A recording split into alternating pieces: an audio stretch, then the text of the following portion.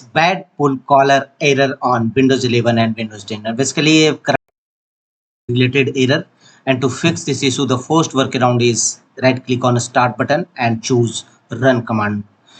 You may press Win plus R shortcut key to launch run command box, and in run command box type appwiz.cpl, appwiz.cpl. It will open program and features windows in control panel. And in at uninstall or change a program, go to the problematic app which having error, simply select it and choose uninstall.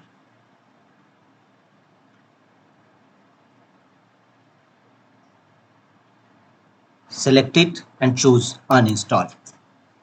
And after that, restart your system and check whether your bad pull caller error on Windows 11 and 10 resolved or not. If not, go to the next fixes. Again, right click on start button and choose device manager.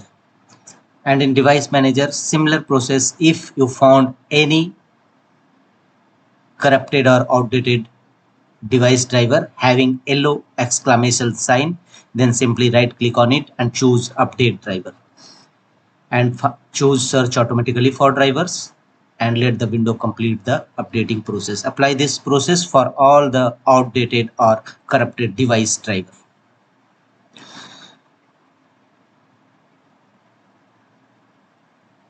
The next workaround to fix this issue is go to Windows search, type Windows Memory Diagnostic and open Windows Memory Diagnostic tools. Any memory related problem may be a cause of bad pull caller error. Choose restart now and check for problems recommended.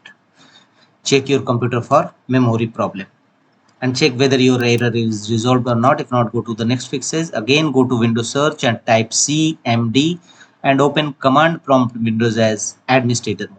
Choose run as administrator, and in command prompt Windows, execute